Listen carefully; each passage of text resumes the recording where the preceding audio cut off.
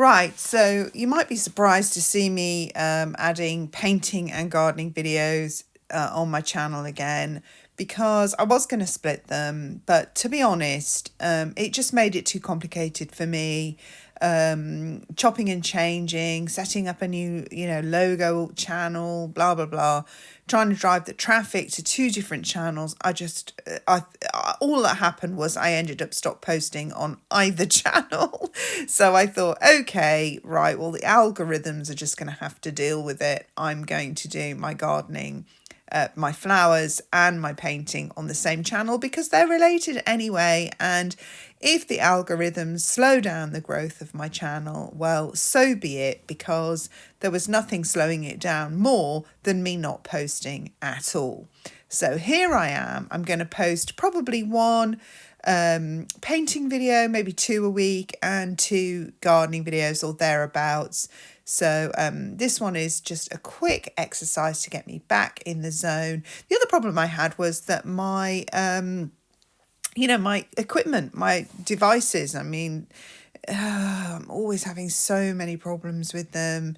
Storage, quality, film quality, and my Mac broke. Oh, it's just always, there's always something. So I'm just trying to keep these as simple as possible. Anyhow, here we go. So in this one, I'm painting on my usual sort of linen art paper. And yes, there you are. Don't forget to subscribe, click the notification bell, like, and share with your friends, of course.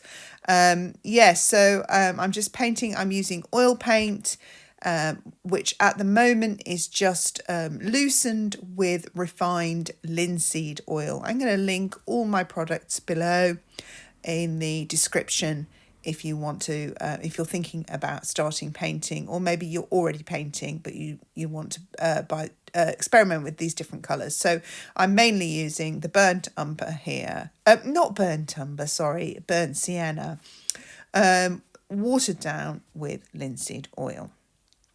So my green is sap green, which I am sort of warming up with cadmium yellow, and then I cool it down also with cerulean blue.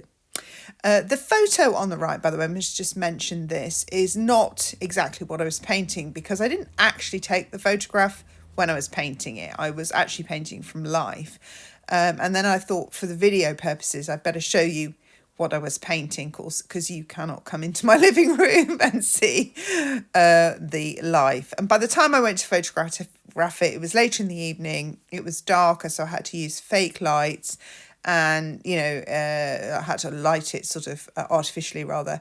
And also the flowers had changed by then. The yellow one was drooping a bit more, and so on, and the blue ones were more open. So I wanted to keep this really loose as an exercise. I think this took me about 40 minutes in real time. Obviously, I've speeded that up for you. And I just wanted to keep it really loose. And you start obviously layering up the darker colours, as you can see, and then just adding the highlights over the top. This is really oil painting in its most simplest format. When you start with, I always start with a background and paint over it, because these papers that I use for these sort of studies absorbs quite a lot of the oil anyway. So that's fine. I can just paint right over without muddying my painting. Right, you can now see also my colouring book. So I just wanted to show you the colouring book here on the right, because if you don't want to invest in oil paints, which are really expensive, I just wanted to show you the really sort of extraordinary depths of colour that you can get now with these pencils and what have you. And I've started putting up colouring books on Amazon. And it's really, really incredible what you can do these days with the pencils and the products that are out there. So I will also link those below if you want to really.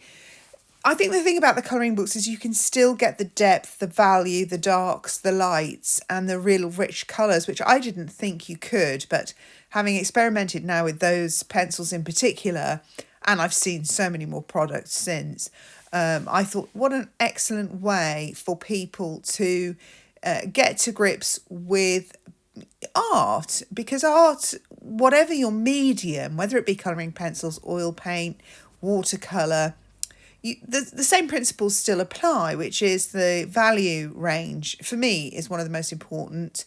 The value range, so that's the darkest darks and the lightest lights. You must get those right, otherwise you get a bland, flat painting. And those things you can learn through colouring. The other thing are the saturation and the desaturation of colour. So the very bright in the light, as you can see here, I'm adding more yellow where the light source is, and then the more sort of dull, greener, dirtier yellow, which is desaturated, where the light is not quite catching at the same intensity. And all these things you can actually do with colouring books. So I did not think you could, but in fact you can, because I'm remembering the sort of colouring pencils when I was a child, which were very weak colour-wise. You just could not build up that depth of colour, but they really have changed since then. So I'm just adding a little bit more depth now and a bit more energy to the background, some shadows.